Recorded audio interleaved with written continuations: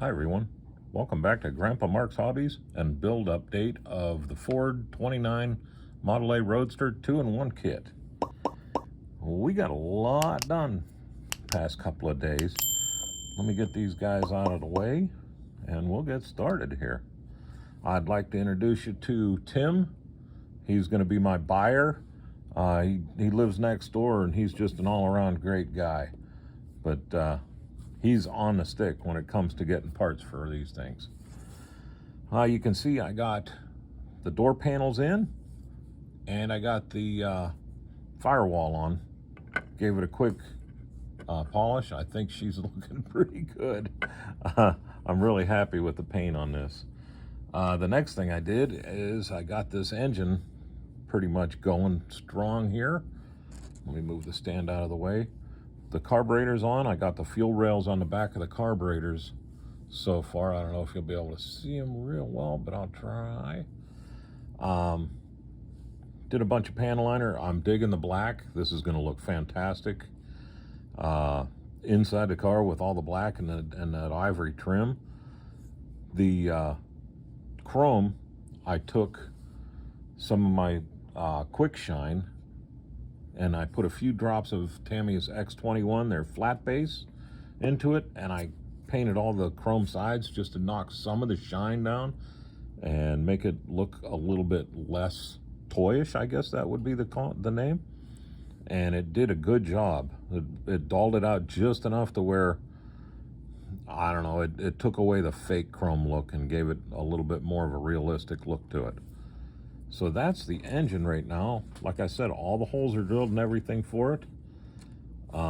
Behind me on the desk is the 8 plug wires. They're drying. I just put the boots on them. If you want to know how to do that, I got that video out there. You can check that out. It's really simple to do these wiring. I painted the lug nuts flat aluminum. I also painted the grease caps on the front, because I'm not quite sure if I am going to use the baby moons on this and the beauty rings or not. We'll see how it looks once I get the body on the frame and we do a quick mock-up. So I wanted to make sure that that I was kind of ready to do it if I decided to do it. And then on the front, I had to paint that. That's Tamiya's chrome flat or X11.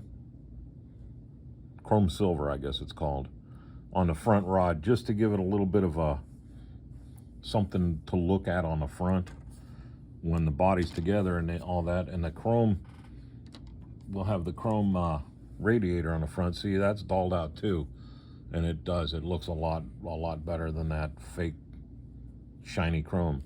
But on the front here, when this is on there, I think that'll look pretty good, just to give it a little bit more accent.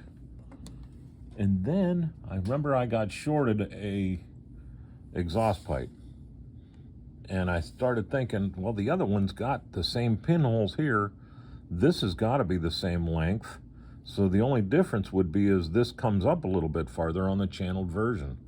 So what I did is I took a piece and I cut a little piece out of it and brought it down to the same size as the other one, and basically just got it, because I don't want to wait 6 weeks for the piece to come in. And I think I did a good enough job to where you'll never know which one is which. So I got that. All the belts and pulleys and hoses and everything are done. I showed you the aluminum on the bottom. The other day I took some of my black pastel and I just kind of hit it real quick and rubbed it off just so it'll highlight the braces. Hey, my laundry's done. And then I took my acrylic, the real black, which is just flat black acrylic paint, and I did the carpet and up over the top. I did the back. You'll never see it, but if you look, I got an extra hole that I drilled in the body pan, and that comes into the trunk. And what that's going to do is that is going to make this concoction fit right here. Now the seat, let me grab the seat if I can find it. Here it is. The seat's going to sit here, just like that. And this piece here tucks up neatly with the body. I'll bring the body over and show you what I mean. This just basically drops in and tucks in there. So instead of gluing this to the frame, I'm just going to set it in there so that I can take it out. And what that'll do is that'll give me the opportunity to put headlights in this car. And what this is just a gutted tea light that the wife had that uses a CR2032 battery that has the on-off switch, and there was an LED that came up that made that little flicker light. Well, it's a flicker LED, so that's cool.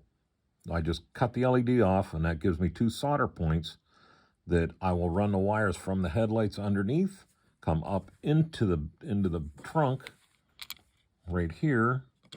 This will sit like that. I'll leave enough wire left over to where I can pull this out to change the battery down the road and just shove it back in, put the seat back on, and I'll have headlights on there. The way this one's set up, and I think it's with this capacitor and whatever this is underneath there, because she told me when you turn this on, from the time you turn it on, it runs for, I think it was 8 hours, and then it shuts off, and then it comes back on the same time the next day, and it turns back on, and it runs that, and it just keeps doing it until the battery's completely dead.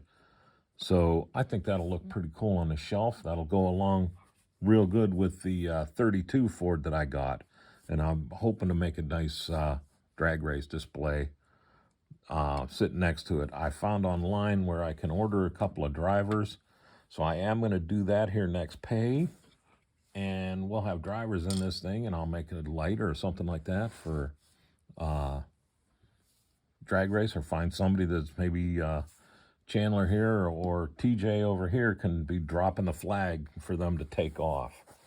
Next on the line, I wanted to do something in there other than just black. This is the dashboard. It'll have a chrome insert in the center with the 4 gauges. And I decided to take the Tamiya's, here, I'll pull it over, the X11 chrome silver, and I painted the 2 winglets on the side, and then I painted the bolts too to show them off. And I think that's going to look really cool in there, just to bring some life up into that dash.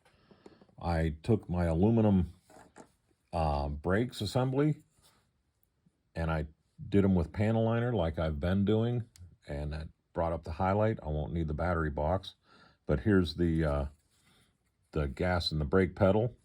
Oh, here's another thing I found out yesterday online, and thank you everybody from Revell for not making me feel stupid when I ask a stupid question. This transmission is a automatic transmission. And I brought up the automatic transmission thing with the stick shift for the that goes inside, because there's no column shifter on here. And what I was told is they make an adapter for this that comes up off of here. It goes around the back and it attaches into the linkage assemblies, comes out, and it just hooks up to that shifter in the middle.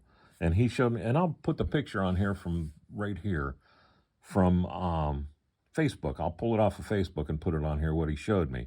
So this is the right transmission for this car, for the way it's set up. It's just, I never saw an assembly like that to where you had a stick shift in the center that actually was a Pernundle shifter.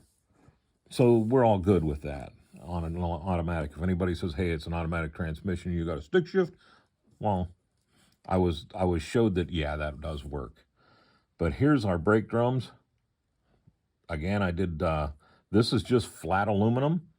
I let it sit to dry, and then I hit it with Tamiya's panel liner, just like I did the backs.